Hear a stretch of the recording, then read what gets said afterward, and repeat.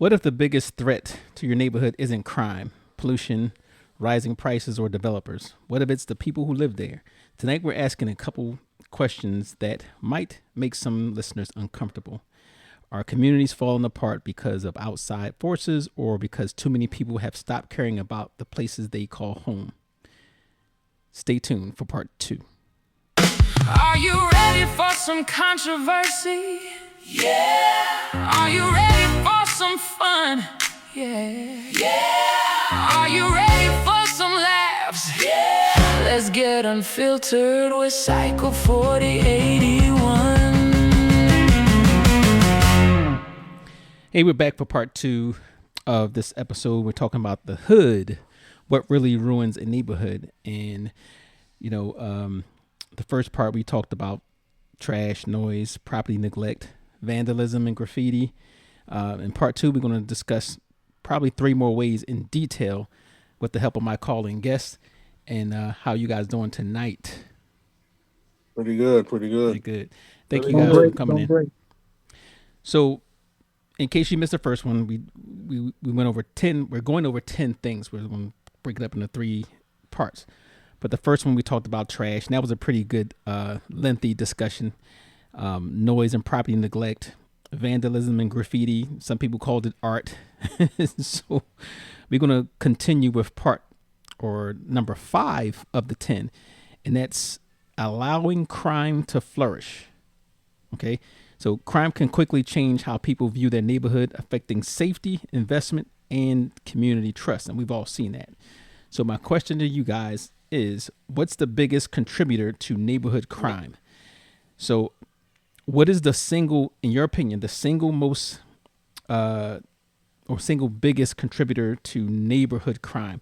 And we're going to go with Dimitri first. Dimitri Cinema, because we have another Dimitri on here, by the way. We have Pastor Dirty joining us. But Dimitri, go ahead. What do you think the biggest contributor to neighborhood crime? Poverty. Poverty. Okay. And why you say poverty? Because most of the crime comes from families struggling. So you might have the teenage sons or kids out there go out there and rob and do stuff and they get frustrated and in a mix of killing somebody. And poverty is a big point in all of that, because if the families, a lot of times if the family's financially stable, they don't, they won't get in that kind of play. You know what I mean? Like it won't get to that. So I say poverty is like number one. Okay, You Paul. know, Now I know you mentioned earlier, in so many words, lack of. So yeah. Yeah, no, that was good. But I do want to pose this question to Dimitri. Mm. In good times, the Evans family was in the hood. They didn't steal. JJ didn't go out there and steal. Little Michael didn't go out there and steal. Little Thelma didn't go out there and steal. Mhm. The reason why I'm saying is that, yeah, it is lack. It is lack of resources, lack of information, lack of resource, lack of information, lack of education, and a lack of accountability, okay, which goes to which is which big. goes to what Marky was saying was about respect. Because if they don't have those elements, then you don't have the respect. And then, like Marky said, the neighborhood then turns into what we call now the hood. Okay, Marky, follow it up, because I know we missed a little bit of that. Um, and you were saying the biggest contributor to neighborhood crime, and you gave some examples. Yeah, it would be like I'm expanding a little bit on what Paul repeated. What I said, taking the neighbor out of neighborhood, making it a hood, which is a dark place, which is a place where we used to be neighbor friendly, neighbor friendly. You would help the elderly down the street, help them with bags, stop cursing, smoking, drinking when they're walking by, part the street when they're going by, ask them, do they need any help? Quiet down when they walk by. We don't have that anymore. We would clean up out, you have somebody yell out, pick that up, or don't throw trash on the ground. You pick it up in your neighborhood, and we would go, and if we spray painted or possibly put some of that art down, we did it in somebody else's neighborhood. So yeah, I would say just the like you said, the lack of respect and taking the neighbor out of the neighborhood, and then you don't have.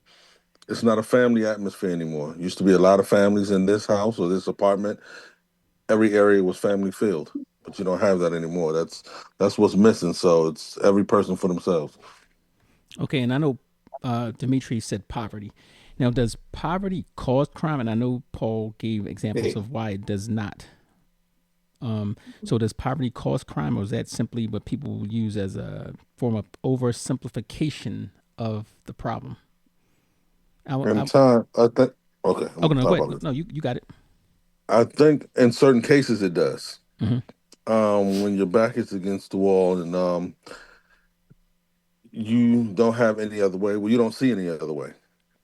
That can cause something. You can be going through something at your house. You know what pressure you have on inside the house, and you don't have it to bring home and take care of your family and yourself. So in that situation, poverty can cause crime. Um, Other situations too, but it can. When we're talking about the neighborhood aspect, poverty can cause crime, but it's not the reason for every situation. So studies have shown, in case anybody haven't seen it, I'm pretty sure you saw at least one example that poverty and population density correlates to high crime. Okay, they did a study some years Sure. back where they put mice in a Yes. community. Okay, so the more dense the population became, the more violent they came.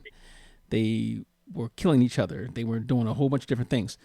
So if you look at the studies across the United States, it directly correlates to high population density and also poverty. And then you can look at any major city. Where are the high crime areas in the major cities? Yes. Not to saying that the suburbs doesn't have crime, but they don't have the crime obviously on the level of where the population density is. Because one, you're going to run into each other a lot more. Common sense. Yeah. Also, it's Yes. the proverbial rat race. Everybody's competing for resources, competing for jobs, The competing same for resources. Yeah. space. Yeah. Exactly. And then, like what Marky said, the respect comes in as well. So when you are, Yeah. right on top of each other, the respect thing matters more. But I want to ask, we have a Shaft up here, and I know he's going to give a different perspective, a unique perspective, because obviously he was former law enforcement. But what do you say about that? He's not on here. I am. Oh, okay, little mama got on here. Surprise. Okay, So, okay. so Okay. I'm Tennis. Um, I think the reason why crime is so high in our particular neighborhoods or in the low income neighborhoods is because of schooling. I have children within the public school system, and because they are managing behaviors, they do not have an opportunity to teach.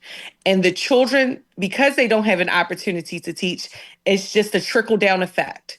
If they do not know how to read by the fourth grade, that impacts how many jail bids they have and jail cells they have, Mm. which in turn Yes.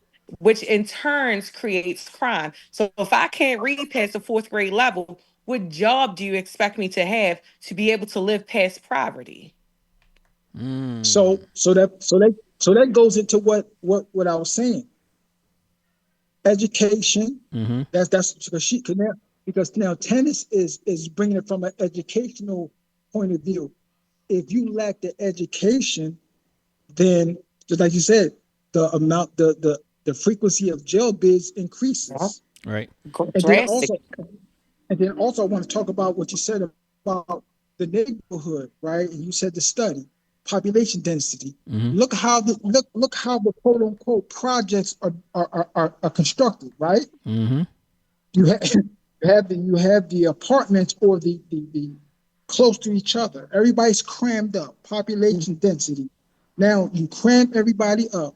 You don't have the job resources. You don't have the Mhm. educational resources. You don't have the quality of life resources, even health care resources.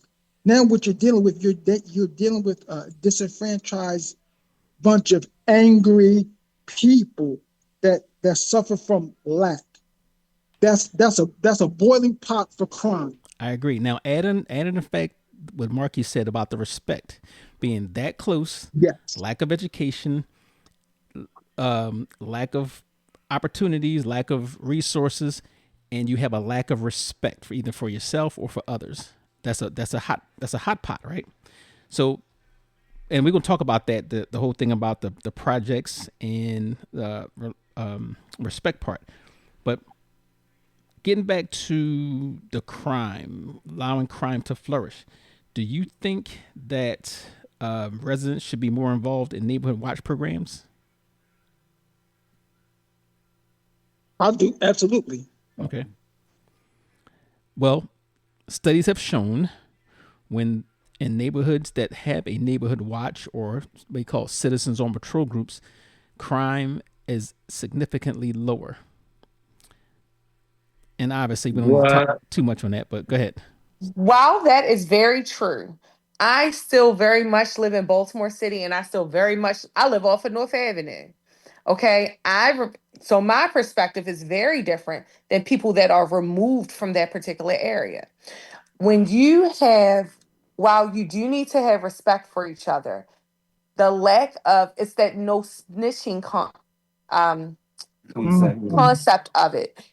Because we know within Baltimore City, if you tattle or snitch on Mark selling drugs down the street, Mark may set your house on fire. What And do it you and do it's then? and it's So, happened. and it has happened. It is noted that it has happened. So now my grandmother is afraid to report on Marcus because she wants to be able to live in peace. And so Right. Marcus gets to run amok. But is that really living in peace? Yeah. No. If you're not living in peace if you're living in fear. Correct. Correct. You know Correct. what I mean? So that's. I'm sorry, I'm back. She refused to use her own phone, man. She won't use her own phone. She doesn't want to Both of reveal y'all stay. herself. Both of y'all stay on. Both of y'all stay on. Stay on this. See, these are the conversations we have all the time. So this topic sparked her. So she's sitting here and she's like, oh, and she's raising her hand, and I'm like, you don't have to raise your hand. She won't. She's raising her hand. I'm like, you don't have to raise your hand. But anyway, no, Give it a I link. think I oh, now she wants to log on. At first she didn't. Okay, I will. I'm not trying to expose. Okay, here we go. All right. So now she brought up a good perspective. Now those are people who are in the suburbs or rural areas, whatever. That's easy to join a neighborhood watch. Throw the signs up there because one, a lot of times they have an investment in their community. They own their own homes. They've been there for a while. All these different things, but they also don't have that crime, the increased crime that is there in that like an inner city area. So I guess that's two ways of looking at it. Yes, you should, and yes, there's going to be some type of repercussions if you do get involved in that, Yes. and you have to weigh the your options on that. So I guess there's no real simple answer to that. But along with what was said, how can communities rebuild trust when crime increases or you have an area that has traditionally have increased crime?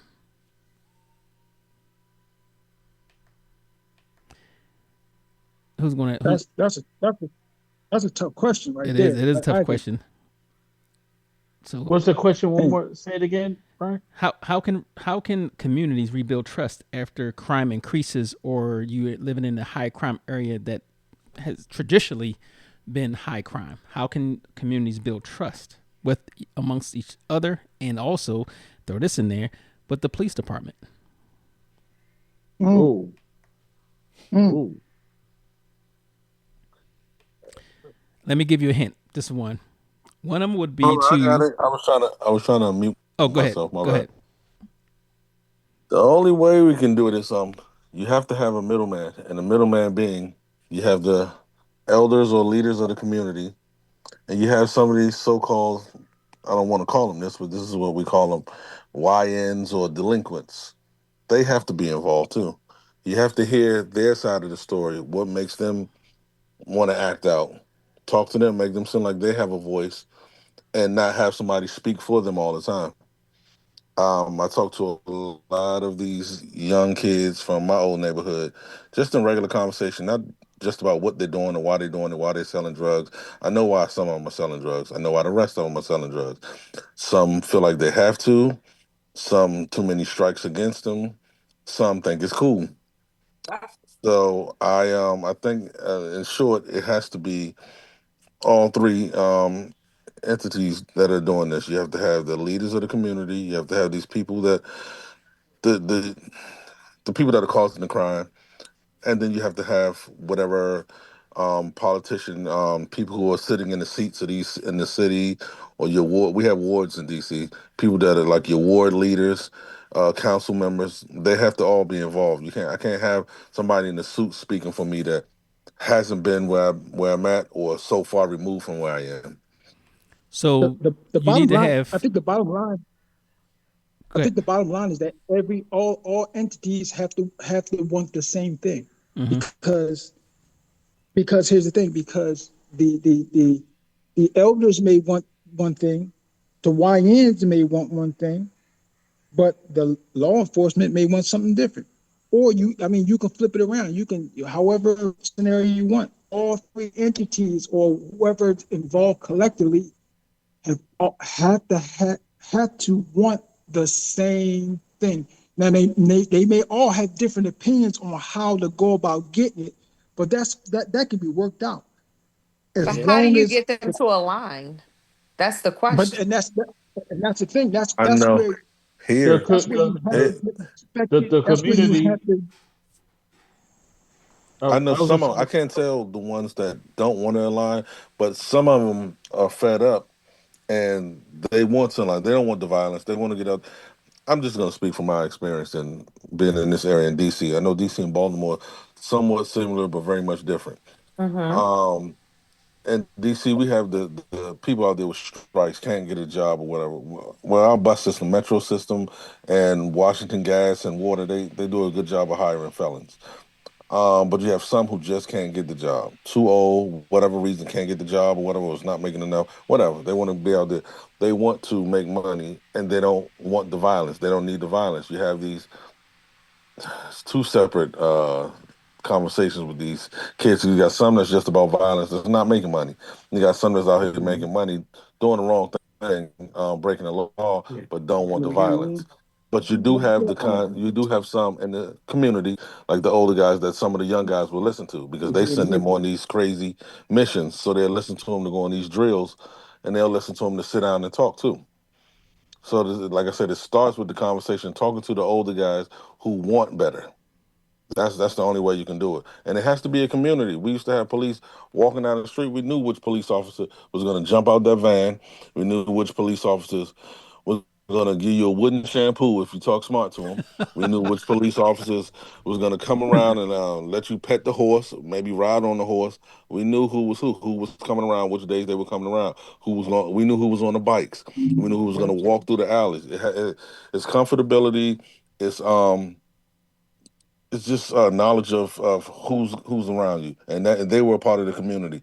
They would walk down on when we had cookouts, not cookouts. What do you call them? Block Block parties. parties. Mm-hmm. And they would come through. You give them food. It wasn't oh you talking to the cops, man. You can't. It was none of that. We knew they were doing their job, and you doing their job. Their job, your job. Your job is to try to get your money any way you can. Their job is to catch you, but without the violence. And it was a respect thing there. So it goes back to that community and conversations. You have to have conversations. At least try. Don't tell them what to do. Talk to them and try to persuade them and let them know where they're headed. Don't talk to them. Talk with them. Okay. That's what I I get think from a lot of them. I absolutely agree with that. I think part of the issue is I really believe that we have to start in elementary school with even remember back in the well here we used to have, what is it, McGruff the crime dog and Yeah, officer friendly yeah. and those things, because unfortunately when children starting as young as 4 and 5, when they're running into the police, they are running into the police when they are locking up their brothers and siblings and people within the Yeah. neighborhood. They With aren't anger. having good Yeah. interactions with them.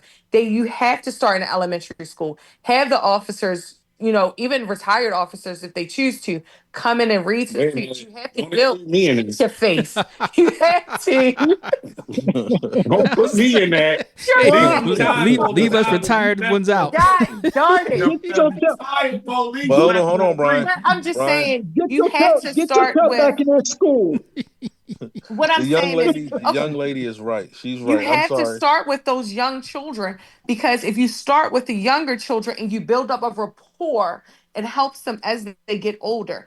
Because even when you worked in the PAL program, it helped those teenagers understand that, hey, not all police officers are out here to lock me up. They are out here to engage with me. Shut up. And, actually communicate and have a relationship with me. It starts very young, because oftentimes when we are running into police, we are running into them at the worst times of our lives. That's true. Let me And, let and, me let and me add on hey, what you Brian, said. Brian, I'm sorry, Brian. Oh, One, that's please. right. Let me Oh, say this go one ahead. Go thing. ahead. The young lady, everything she said was right, and I just want to ask y'all. Maybe you two. I heard the husband in the background said, don't include me into that." But we had a group of police officers here. Some of them were retired, some of them were still on the force, and they had a band, and it was called the Side by Side Band. Do you guys know anything about that? No. It was okay. It was a DC thing. They had their own go-go band, Oh and Lord, when that you they just would tuned me play, out. look, when they would play though, Brian, they would play the drug dealers, the crime, whoever was doing crime, or the whole neighborhood would listen to them play, Right. go and participate with them playing. So it wasn't no, oh man, you talking to the cops and all this other stuff. And one other thing I want to say, and I really do wish, I wish somebody could spread this and put this on the news when they're talking about what the kids are doing and not doing and why they're acting the way they are, because they have no resources. That is a lie. That is a lie. I really wish they would stop saying that. We have so many resources in the city. They just don't take But these advantage of them. kids will tell you. I've talked to these kids. Man, I don't want to play football. This is lame. What you think? When Right. was you born? When was you born? Play lame. I ain't gonna go out there and get broken up. Nobody play football no more. Basketball. I ain't sweating up these $1,000 But shoes. okay, This $500 okay. jeans. They will tell you that they don't want to do that. But That's not cool but anymore. why? But Drills why and does rap is cool to them. Hold but on. Hold why on. Let does him finish. resources? These so-called drills and these rappers, it's cool to them. They don't know that these rappers got on fake chains. Those rappers are smarter than them. They got Right. on these fake chains. And a lot of these rappers don't use the drugs. Future said it. I had to dumb my raps down because the kids wasn't understanding. I had to make them think I'm drinking this lean. I don't drink lean. They don't know that. They just see it on TV and that's what they want. So it's not cool to play baseball, basketball, tennis, or whatever. Yeah, When yeah, we do yeah. have programs, they don't want to do that. But when they do go, they don't have nobody to But constantly take them. We used to have vans and stuff to come and pick us up, take us to play sports. Coaches say, I can't constantly give my money away to these kids and their parents. Their parents got to put in. They don't have nobody to take them there. They don't have nobody to help, you know, finance them playing football and these sports and everything. It's a lot more goes into it. It's not just.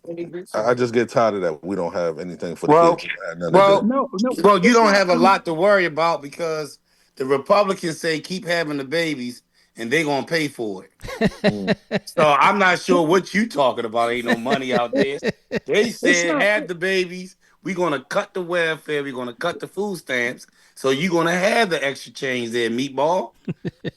Hey, let me add on something. When I think two of you mentioned, and that was PAL, Police Athletic League or Police Athletic Activities League.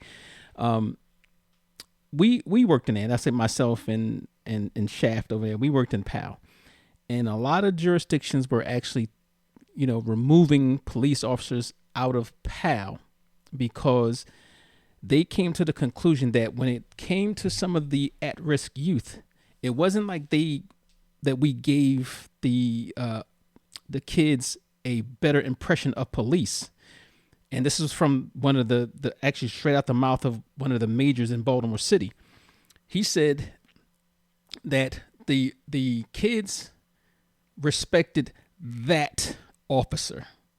The kids related to that officer, not police in general. So the impact that we made as police officers was not as great as we thought, because they saw us as people. They saw us as mentors, nobody else. And I've actually heard that from some of the young people that said, well, I don't mess with police, but I mess with you. And I'm sure Shaft can attest to that too. We built, if you care about what you do and you care about the mission and you care about the kids, they see that. So they can see the officer going out there interacting and doing all the things that they think that the officer should do and see us as persons, but then they can go back on the street and say the complete opposite. So I absolutely agree with that, but it's so funny because Shaft and I are out in the street sometimes, and I see the kids from the Powell Center come up to him and tell him, like, "Oh, hey, I'm so glad to see you. I'm staying out of trouble. I'm doing this and I'm doing that."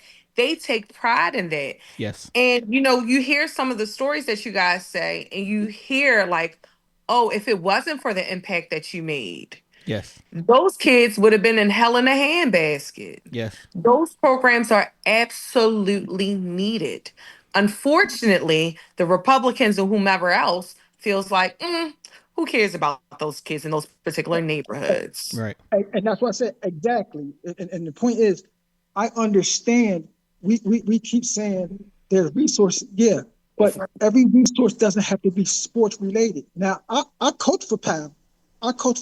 And those programs are definitely needed. But when I say lack of resources, I'm not talking about athletic resources, because in our neighborhoods, those seem to be the only available. That's not true. Or quick to be given True. resources. I get it. Chess. They're always going to provide resources for us to play basketball, for us to play football, for us to do that. But Absolutely. are they going to provide the other resources that other kids have? I love that we have those resources. I do. But what I'm saying is lack of resources. So I'm saying let me interject with that real quick. I want you to hold that thought for real quick. When you said that they didn't have, the focus was on sports. I think that changed a bit because as Shaft and I we can attest to that when we worked in PAL.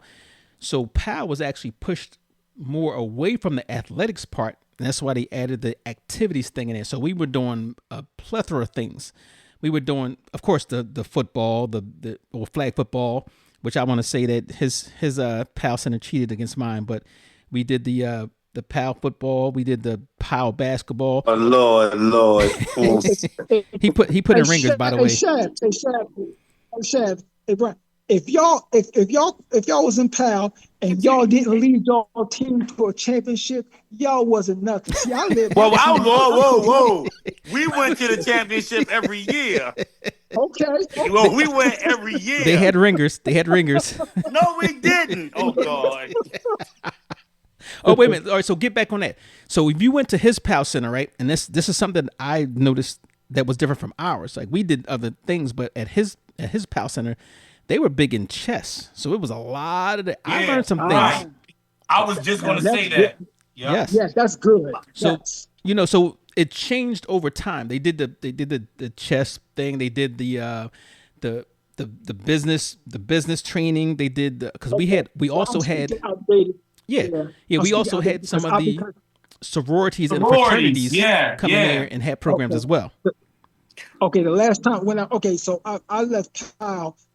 I was in Texas, so I left PAL in 2012, and the biggest push in our neighborhoods was just primarily sports. Okay. Now, when you say chess, I'm a big proponent of chess because chess builds strategies. Chess builds a critical thinking, moves, being proactive instead of reactive, and I preach that all the time. And when you talk about business scenarios, real life scenarios, because a lot of times in our communities, we're not faced with the quote unquote real world scenarios. So I applaud that. And let me also throw in there too. We had a lot of life skills programs as well. So I think it depends on the need in your area, because we were in there that was back in the early 2000s, and they had that. So it may depend on your particular area and what the Right. the leadership or Right. whatever decide to say, hey, Yeah. you need. But so Yeah. we, Cause we we did etiquette classes too. yes, I speaking from as a parent from Baltimore City and someone that lives in Baltimore City, I think one of the biggest things that we need two, it's one, financial literacy, and two, Mm-hmm. actual literacy. People cannot read and they can read words, but they do not read for understanding. yeah, So that if you can't read, you cannot be successful. That negates the fact that of your critical thinking skills. If you cannot read a book and tell me what this particular page says, That's you lack the understanding and the critical thinking skills to explain yourself. that's exactly. That so creates true. another That's whole host of absolutely, problems. You're right. And another topic. absolutely. That's all right. Hey, so we mentioned law enforcement because we talked about PAL and the police being mentors or whatever. So what role should law enforcement play versus community organizations?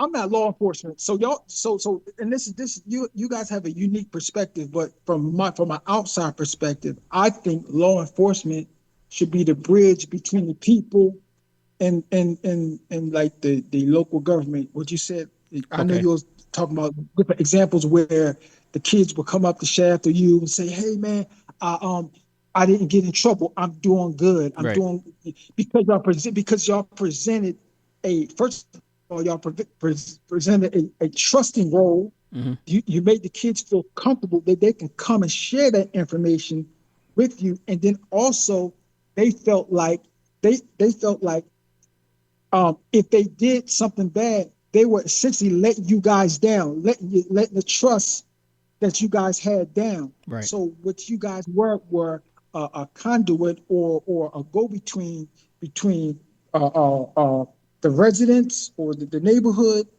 and the local government. So that's why I think law enforcement should be that what Marky said before, the so-called the middleman. The bridge. Okay. So let me ask you this. Now, I'm gonna give you a scenario. When you talk about community organizations, we're talking about um, the sororities, fraternities that have programs in the community or at the Mm-hmm. schools. We're talking about even PTA, if depending on how active the PTA is, and obviously Right. you have to have a active community to actually do anything with the PTA. So I think they both have to play their parts. And let me go with the law enforcement part. We already know that it worked in PAL, but it's not gonna. PAL was restricted. You're not gonna reach all the kids that you need to reach. That's one. Two, you have the school resource officer program. So I think having the officers in the school actually helps a bit because again they get the have those conversations and be active with kids. But one thing that I gained from this, or I could say they gained from it, I hope, when I used to work at some of the schools, one of them was not Randallstown, Deer Park Elementary or Woodlawn Woodlawn Middle. I had the opportunity to actually go into the classroom. I did it on my own, and they also let me substitute in some of the classes. So the interesting thing about that, when I did one class, and you could actually look this up in the very beginning of my Instagram because the kids helped me start my Instagram and show me how to actually work Instagram. But I took a music class and I went in there and I said, you know what, let's before we do anything, let's make sure we do what you're supposed to do in this music class, right? So they took it upon themselves to say, hey, well, you know what? I'm going to be the conductor and this person's going to do this. And everybody did their, whatever they needed to do in class. But the condition was that if they did that, I would allow them to ask me any question that they wanted, any question, and we would discuss it, right? And what do you think that question was? Why do police officers kill black people? I knew it. I knew you was gonna say that. Yes. I knew you. Wow. So Because it's Wow. easy. yeah. I knew you. So, but now let me give you the time frame. This was probably, I'm gonna say, what's maybe 2016, maybe a little bit earlier. Whenever Instagram came out. So I think there was a few newsworthy incidents that happened involving black people getting killed by the police. But I learned that was my opportunity to actually sit down there and have a captive audience and tell them all the things, the different perspectives of why things happen. And I think they got an appreciation for the law, not law enforcement officers so much, but the law, why they do certain things, and for themselves to look at the risk versus reward. And those are life skills, even though it was only maybe a couple classes, but those were life skills that they needed. And I think as professionals, law enforcement, doctors, lawyers, everybody should have the opportunity to come inside of a school and contribute their life experiences, and that so they can relate to it. And I think that's where that comes in. Somebody want to chime in? I heard him. No? Okay. What? Oh, whoa. I missed the last part of what you said. Having the professionals come in and share their life experiences, their knowledge, their perspective with kids in school, so it kind of gives them an idea of how things really work, so they can relate to it. I agree with that. When I was in high school at Walbrook, so many moons ago, we had a police officer. Yeah, Walbrook's closed. He's damn interrupting. I had to log in my own. He didn't go to city. Anyway, we had a police officer who taught the law academy there, and I do think it made a great impact on us. And it absolutely helps curb your view on police officers within the city, because you could ask them those questions, and you got to hang out with Officer Brooks, and this is who he is, and he's an everyday black male. So he looks like us. He's teaching in our schools. And now we get to know that, hey, every police officer isn't out here to lock up my damn daddy. I agree 100%. 100%. And I'm going to add on to that and say that having the opportunity to do that, kids are the funniest characters. They will tell on everybody. You go into an elementary school, kindergarten through fourth grade, they're telling on their older brothers, sisters, mothers. Absolutely. it is freaking hilarious. You better not do nothing around them you don't want them to repeat. Exactly. I really enjoyed that. But I think they need to introduce more professionals. And I think overall that's a lasting effect on them. But let me go back to something that one of you said something about the projects, people living on top of each other and stuff like that. I did. Paul did. Okay. About the construction. So number 6, and this is like what really ruins a neighborhood. Number 6, failure to respect shared spaces. Okay. Parks, recreation centers, public facilities, they belong to everybody. When they're abused, the entire community loses. Now, very much so when it comes to housing. When you have a community that people share spaces, whether it be hallways, stairways, recreational areas within the housing areas, if you don't respect that also leads to crime. So my question to you guys, and this is an opinion-based question, why do some people damage public property? We talked about the graffiti and stuff like earlier, but we talk about things like the parks and rec centers and stuff like that outside of the vandalism. I think it's just a general lack of respect. And also it goes back to what you said before. I guess the subculture of things, because how I'm raised, I'm raised to make sure if I make a mess in a hallway, because I live in an apartment building, mop the hallway up, make sure it looks nice, make sure it looks clean. Whereas though others don't give a darn, I can throw my trash bag in there and keep it pushing. Who cares? This is not my building, because they don't have ownership in it. They don't take pride in it. Right. It goes right all back into the same thing. Right. Now, go ahead. I agree with that, and I believe like Tennis was saying is that if you don't respect if you don't respect your own stuff, you definitely not gonna respect anybody else's stuff, and then that will lead to crime, because that's going to lead to violence. So when we talked in the last part, right? We spoke about um, community service. Should community service be required for those who vandalize or destroy public spaces? Give me. Yes, Um, Go ahead. I think so. Yeah, you already know my opinion, bro. I brought it up. Yes, yes. I think community service should be. I think that they owe restitution to the community for that, and I believe that it should be done and given. Now I'm done. I won't say nothing else because I don't want to get the girl because she couldn't. I'm sorry, she couldn't get on because she doesn't have Zoom on her phone, so she's still on my phone. So when she chime in, it's not me changing my voice to a female's. Okay, that's all. Well, they won't know. The whoever's listening won't know. But all right, so just to move away from that just a little bit. Now, we talked about the community service. You think residents are more likely to respect the spaces that they helped create? If I had to vote, I would say if they created it, I say yes. Okay.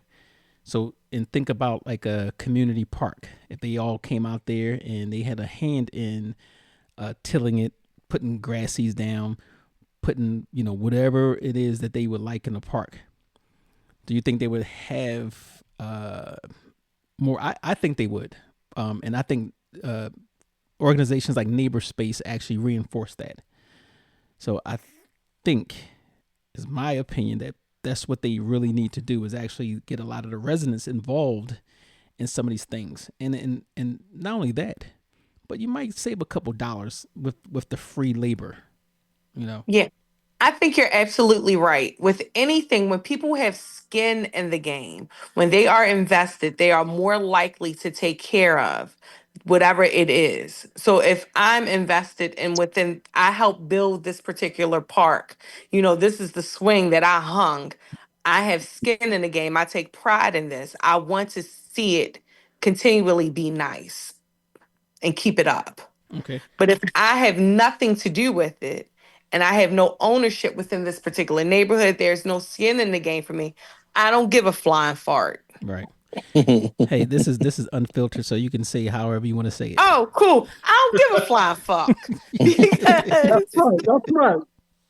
because I don't have any skin in the game. Who cares what you think?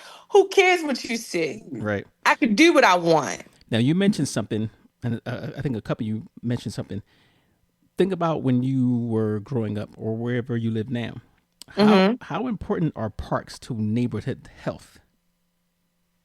It's extremely important. I actually wrote my city council person about not having a park in my neighborhood. I live in an apartment building. Within my neighborhood, I would have to drive at least 5 to 10 minutes in order to get my 6 year old to play in a park. When there are no neighborhood areas, there's nowhere for this child to go. When you live in an apartment building and there's nowhere for them to go, they run around they run around in the apartment building. There's no escape, there's no relief. Mm, And children need those things. right. It goes back to resources. One of the They things need that an ass whooping. yeah, Shut up. one of the things that I actually thought about some years ago, when in certain areas there's a you ruffle feathers when you build these communities, these residential neighborhoods, new ones, and Hmm. already the parks and rec centers and stuff like that are overwhelmed, right? I thought it would be a good idea to require that any residential area that you build, and we talk about these housing areas, that it automatically comes with some type of recreational area as that's mandatory. Because of what you said, it's only fair that Hmm. when you build it and you bring in more people and you bringing in the density starts getting thicker, that you have your own, so you don't have to go over to, let's say, somebody else's community and have to deal with other people who feel like you Yeah. infringing on their Ah, right. Because we're a yeah. particular neighborhood. Also. Yeah. Yeah. Oh, yeah, yeah, yeah. I concur with that because, I mean, Psycho, you and I both worked at Queen Anne's. And we Yes. see, you think about Halloween, and all of those city people coming into that community because they don't have the same things in their community. Right. Now, you wasn't there last year. Last year, no, you wasn't there the past 2 years. No, I think I was No, there the the year year before. before that. No, you were there 3 years ago, Glass. You sure? 3 years. When they was Nope, throwing because I remember. when they was Nope, throwing nope, candy, nope. Last year was the candy that felt like bullets. I was there. No, you was. Oh yeah, you were. I You were. was. I'm sorry. Yeah, Because you were. all right, tell them that story real quick because it was kind of funny. Candy that felt like bullets. Tell them the Man, story. they were. Well, they were. Well, Oh it my was. god! I just got this. It was a funny. It wasn't a funny situation. It was three of us. We were out there, and these kids they were all attracted to this one house. This one house brought all of these inner city children who don't have playgrounds and stuff. This community has a pool, playground, and a tennis court. So these guys, they're driving out here and so forth. And Glass, myself, and another officer, we were out there, and we're trying to contain them into an area. Like, okay, as long as everyone is here in this corner, we can see what's happening. Wrong. So, we're standing there, and we're saying, hey, if you guys keep going out in the street, we know we're going to do blah blah blah. These little bastards started throwing candy. And I'm like, well, they hit Glass with it or whatever. And Glass like, are they throwing candy? Are they throwing rocks? I'm like, I don't know what they're throwing because I didn't get hit yet. Yet. The key word is YET, yet. I didn't get hit yet. So I'm like, I'm not sure what's going on. I'm like, is it a BB gun or whatever? We don't know. And then when I got hit, I could have sworn it was a BB gun. I'm like, what the fuck? And then I looked down, it was a starburst.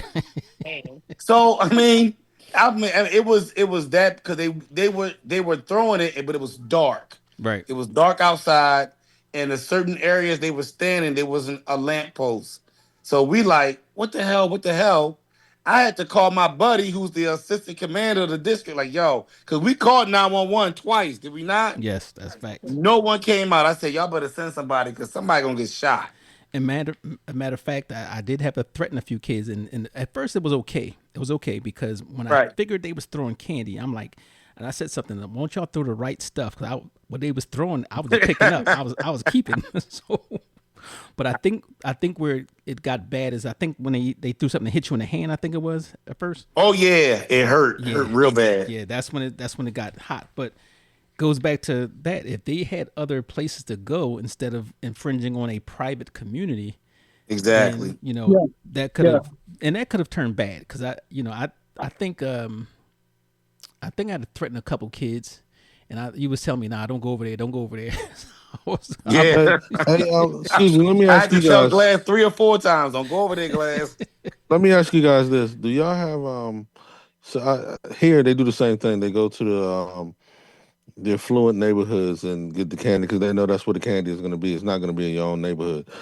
But do y'all have stuff like what the mall gives out candy and something called trunk or Yeah. treat? Like people Yes, Not will open up their anymore. trunk. we Okay, no, I we wonder. we do. We actually because let me tell you, Oh, okay. we did trunk or treat, and it was in different places. Matter of fact, we had one at the police substation.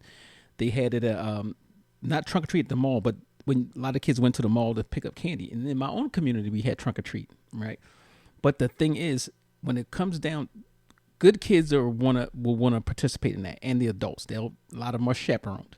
But when you have a situation where you have another community and nobody knows who you are, and you're invited by a troublesome house, they would prefer that because they can go out there and act. As a matter of fact, some of the kids were drinking, as I recall, because one of the girls was drunk, and she Yeah, couldn't. she was tore up and Yes, smoking weed. yes, and she couldn't have been no more than what 14. I thought she was 13, but 13. okay. Yeah. So in those cases, the resources are out there. Sometimes they choose not to use the resources because it doesn't give them the freedom to act out. And that's unfortunate about Right. some of them. But Yeah.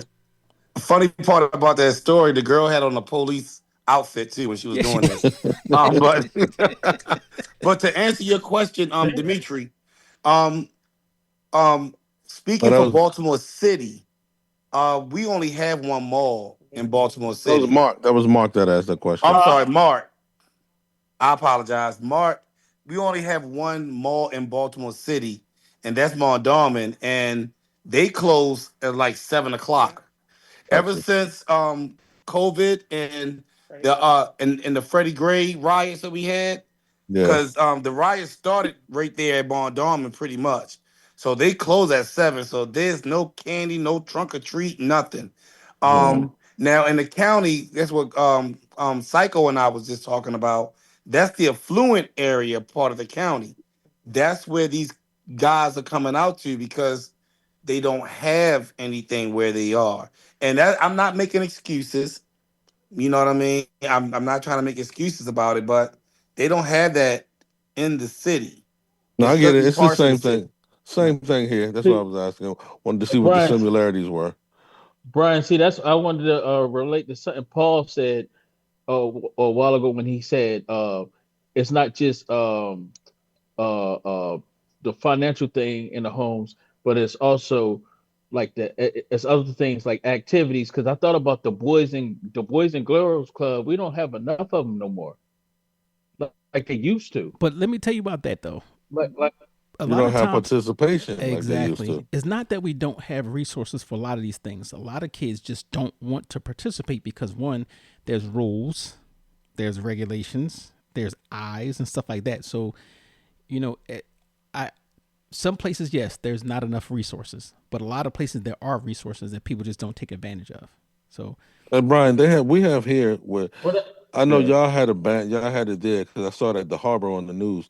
But here, this is what the kids were doing: meeting up at our harbor or downtown somewhere or after school on a Friday. It don't matter; it can be any day of the week.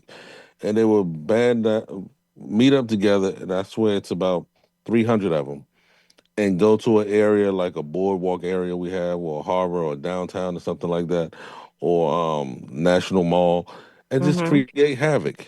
Yeah. And so we have a curfew for them now. yeah, We have a curfew for the rest of the summer for the kids yeah, because it's that. So that goes back to my point.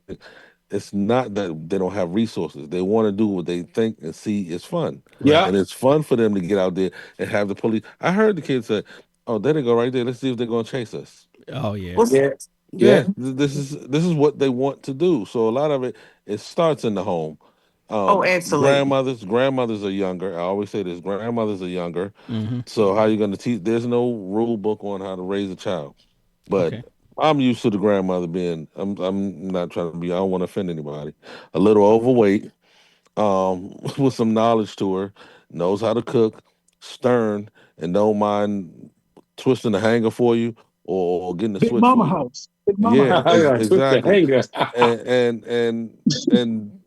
communities I'm used to Twist the hanger. is people your lights are out. This is a Jersey thing, I guess. Mm-hmm. Your lights are out, your lights don't work, which means your refrigerator isn't working. So you take an extension cord, plug that up, put it under the door or through the window, and your refrigerator is working now till your lights come back on. You don't have food, somebody in the building or across the hall or across the street, they cook one of those struggle meals. We all know what a struggle meal is: Right. spaghetti, Right. or fried chicken with something, and everybody eat. You got Yeah, 2 days of everybody's food. That spaghetti. was a community. They don't have that anymore. Now it's Yeah. just nothing is taught in the house. That's our history, our grandparents. Your grandparents taught you the history. Grandfather was he was the one that was stern when he come home. Whatever you were doing earlier, you better stop doing it. But in the meantime, grandma gonna do it. She gonna teach you. She gonna cook for you, and your whole family was there. Your cousins wasn't outside beefing with the neighborhood around the corner because your cousins were in the house with you, hungry, waiting for Big Mama to cook, Grandma to cook, or whatever, and you're watching wrestling. You didn't have time to beef with each other. It starts in the house with the teachings in the house. Well, I agree with that, but I think part of the problem with that is that there is no more third spaces. So all children have is school and home. There is nothing Yeah. else in between. A lot of times when you speak of that community, church was a humongous part of that community. Oh That's where yeah, that children too. That learn was all day Sunday. discipline and how to sit and be bored. So Yeah. they don't know how to be bored anymore. And being not being funny, but my grandma's only 40 years older than me. And Holy. yeah. So that's she can Damn. still be my mother, right? You get what I mean? My Yeah. grandma could be my mom. Hell no. Shut up. She Not no she 40. I think, she's 20. She's I 22, think, y'all. No, I'm I just think that, yeah. She's 75. you know what? But I think there is a third space, and that's the problem because our kids are being taught by social media. I See, don't Yes. think this that's the third space has that, structure anymore Right. because the third right, space used to be churches and the PAL centers and the community centers, and they learned how to be bored. They learned how not to be on. Well, social media wasn't a big thing back then, but they don't have those particular spaces. So we lost our stance with community. And while the gentleman said that, hey, the grandmas are younger, grandma is not required to watch your child while you out and about in the street. So grandma is working because grandma is only 40 years older than the kid. She may be 25 years older than the kid. Facts. You get what I Yeah. mean? Yes. So grandma's still working. So babies are having babies and nobody's teaching the babies how to be a parent. Mm. How long is this show? You know something else, Brian, to speak on something real quick. And this go back to what we were talking about. I think a couple of episodes ago. Uh, influence from certain TV shows. They don't have that no more. Like the Family Matters, Oh, the the with the Bill father in the Cosby. household. Yeah, because that was a big influence. Also, yeah, you still had the knucklehead kids that didn't watch TV was going to do whatever. But then you had the kids that came off from You that take over there and then and I'll like, do looked up, had it. something to look up to. You know what I mean? And now you don't really have that kind of stuff. Like you said, the social media is taking over the kids and all that stuff. You don't have that kind of that structure no more. it's You That's know, intentional. So It's that's intentional. very intentional because Dimitri and I were just talking. Well, Shaft and I were just talking, and the what is being idolized drug dealing. mm, Every show on TV Yep, is drug right, dealing. So right, you're yep. right, teaching these children, oh, if this is the life you want to be successful, it's no more. Oh my, I'm a doctor. My wife's a lawyer. It's no more of the Huxtables. exactly, It's power. Yo, Tasha out here screwing Yep, everybody. I'm out yep. here selling drugs. You can wear what you want to wear. You can sell all the drugs you want to be. right, You could yes, police wearing $6,000 hoodies. You get what I Oh my mean? goodness. Oh, Tennis, sell tennis, drugs. tennis. I'm glad you said that That's the thing to because do. I so watched this show. I watched this show on Netflix. Is it called Nemesis? It's terrible. No, Beauty in Black, right? Oh, if niggas own slaves, got you. Oh my! When I tell you, I said, this shit ain't right. I said this shit ain't. And I'm gonna tell you because I said we shouldn't. I said we shouldn't even be making this type stuff. But everybody watch it, and that's what they do. Yeah. all right. I So think not Like, to get the not to bag. not to go off on our shared space part. So, I'm sorry. I'm sorry. I got no. riled up. Hey, I'm sorry. I call it if niggas own slaves. That's what I call it. I mean, but this is unfiltered. You had to bleep that part out. I ain't bleeping out nothing.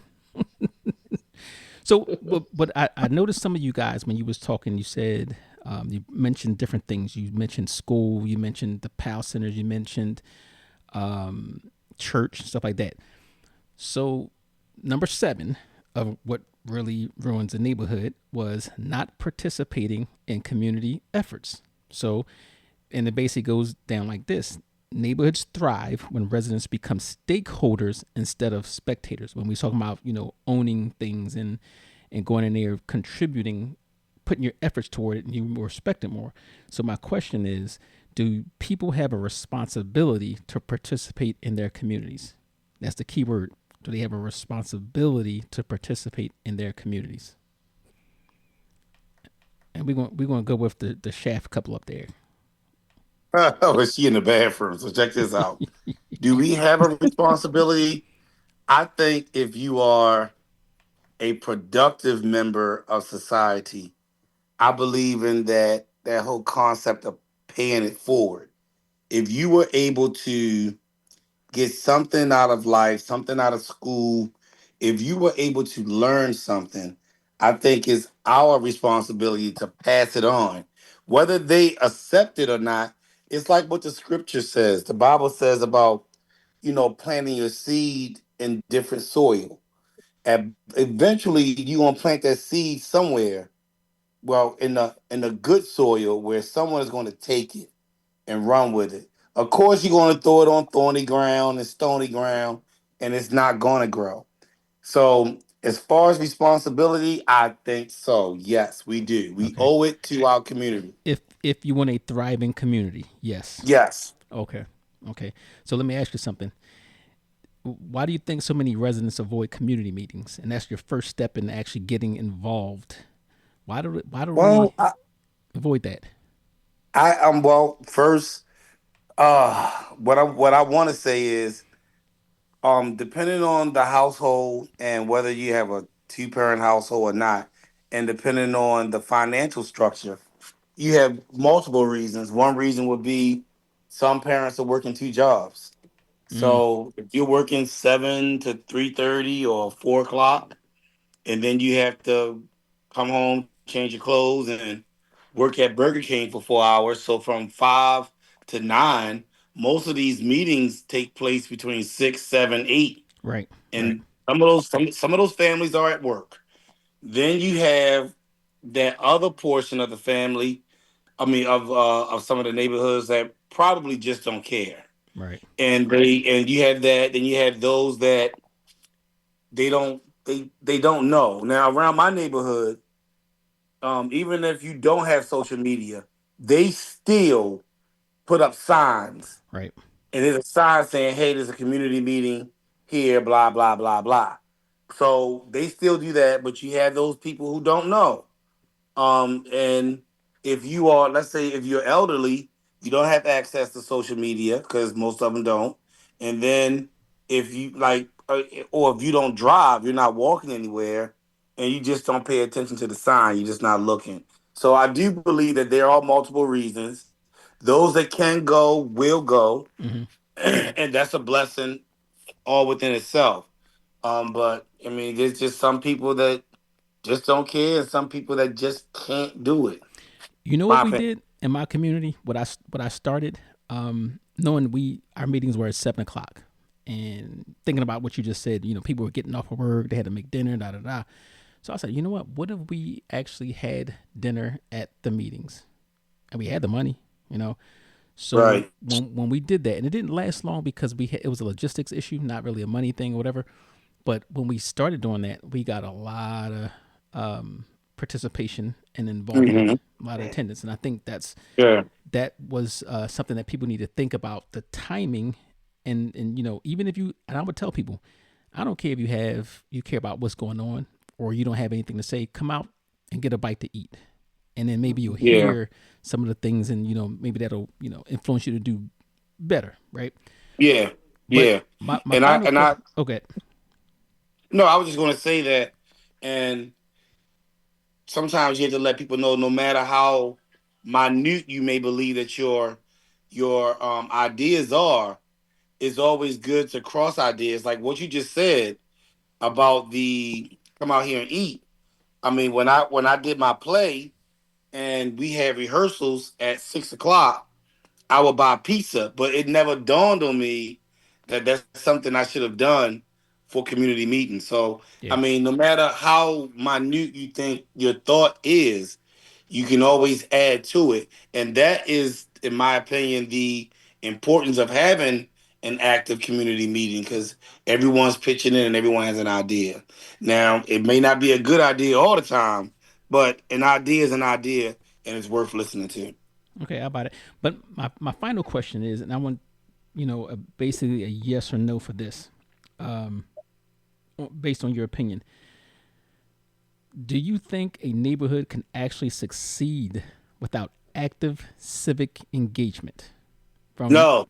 No, okay, No. no, okay, I'm gonna definitely say No, no. Look at Stanley. Look at absolutely not. Stanley Holmes to today. okay. Stanley Homes. Stanley Homes, for those who don't know, is a housing project in Atlantic City, New Jersey. That's where I grew up in. So, and Dimitri also. Okay, They so survive. They survive. They Pa- survive in chaos. No, they surviving and tear down. they, they ain't surviving. well, Shit. that I don't No, think that no, wasn't because of lack of civic engagement, though. no. Stanley Homes is not tore down. Pitney Village is tore down. No, Stanley Holmes is tore down too. Tore down too. Yeah, All three of them. they All three building of them. blocks. Yeah, they blocked off the third village, and I think they're working on the second and first. But eventually, all three of them are going to be torn down, and it's not because of civic engagement. Damn. Yeah, it's not because of civic Damn. engagement. It's because of it's old, and they had some issues. So, okay, everybody. So that's a consensus. Everybody says no. Yeah, I get. Yeah. Okay. So my closing statement, and this is I keep saying episode. This is part 2, and we're gonna have to pick that up again. But we talked about some things that ruin a neighborhood, and we agreed that allowing crime to flourish is one. Failure to respect shared spaces, whether it be parks or your own, housing complex or whatever. Not participating in community efforts. And that was the third. So that's actually 7 out of the 10. So when we get to part 3, we're gonna go with the last 3 things that ruin the neighborhood. But I want to thank you guys for chiming in, because this was a really good conversation, very engaging. I need a word of the day. Let's see, where is the chef couple still on? Yeah, we still on. All right, have her give me a word of the day. What's your word of the day, baby? Community. Community. Okay. So today's word of the day is community. For those who don't know, if you subscribers, whatever, if you get the word of the day for each episode during the month, you have the opportunity to win a prize, and that's you email the words of the day to unfiltered.psycho4081@gmail.com, and spelling does not count. So thank you guys for joining in, and I hope you'll join us again for part 3 so we can close this out, because there's a lot of reasons why neighborhoods go into ruin. So thank you for joining in. Thank y'all for tuning in to another episode of Unfiltered with Psycho 4081. Big respect to our guests for keeping it real, and love to every listener rocking with us week after week. This conversation ain't over yet. Stay locked in for the next episode coming soon. Until next time, keep it unfiltered with Psycho 4081.